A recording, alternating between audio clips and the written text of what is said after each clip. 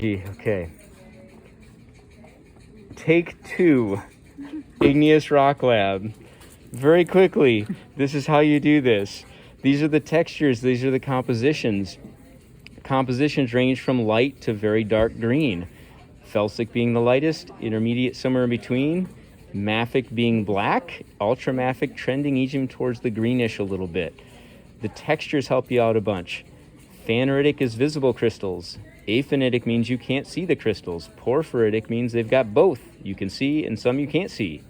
Glassy looks like glass. Vesicular has bubbles in it. And pyroclastic looks like a bunch of welded together clastic material because it blew up out of the top of a volcano, fell down and hardened into rock. Extrusive and intrusive.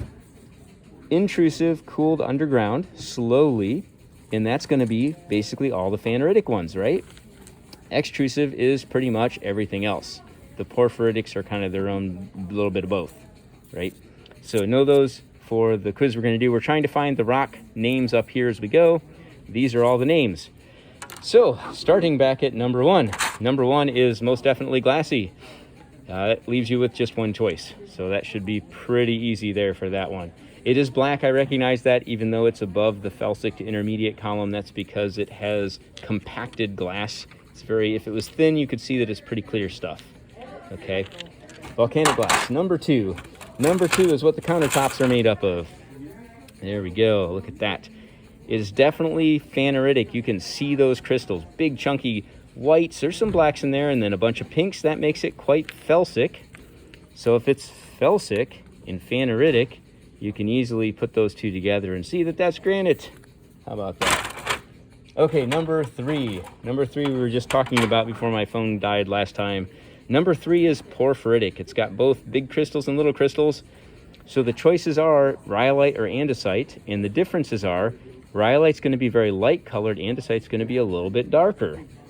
So to give you a hint, this is a rock that I picked up off the top of a mountain in Bozeman, Montana, and it was a mountain that was named Andesite Mountain. How about that? Definitely big, huge, chunky porphyries in there, and then a bunch of stuff you can't see in the ground mass. Okay, let's take a look at number 4.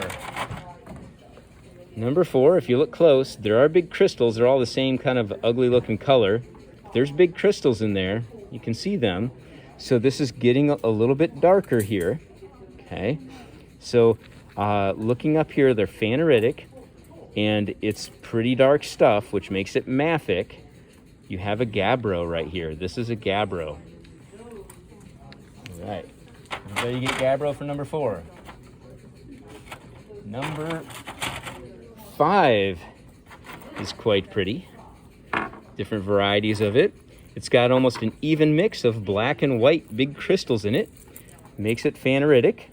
And if we go to the intermediate here, we have ourselves a diorite, the salt and pepper rock.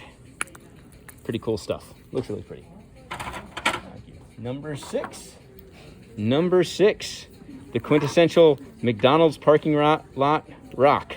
It's in fact where I picked these up. This is very vesicular. You can see the bubbles in it, especially if I get a piece that looks like this. You can see all the bubbles in there. Look at that. So all those bubbles, vesicular, I'm basically asking, is it light colored or is it dark colored? This is scoria if it's a darker color. It's pumice if it's a lighter color. And I'll give you a clue here, because scoria will not float, but pumice will. Oh, what do we have there? That's a great piece of scoria, isn't it? That was number 6. Number 7. Number 7 feels like sandstone. Like it's sandy, it's gritty. I can break little pieces of it off. It's not very held together very well. So number 7 is our pyroclastic one. Slide that up a bit. Pyroclastic, I've only got one listed there. This is tough. It blew up out of the top of a volcano, fell down, kind of welded back together on the ground. It's a whole bunch of, probably mostly rhyolite, honestly. But this is tough. It's real kind of not very tough for being tough, right? Okay, number 8. Number 8 is the darkest greenish one we've got up here. And it does have some big crystals in it there. If we look across here on the phaneritic texture scale, going across to the ultramafic, we've got a peridotite here.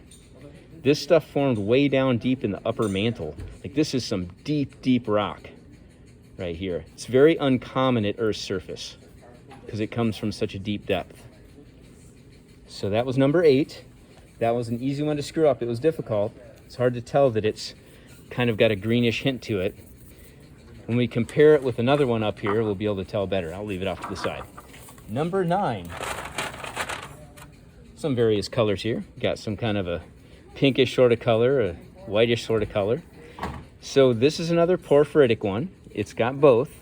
And we already saw the andesite, right? Andesite. This one's a lot lighter, which makes it rhyolite. So number 9 is rhyolite. Number 9's rhyolite. Look at all those porphyries. Very light colored stuff. Let's look at number 10.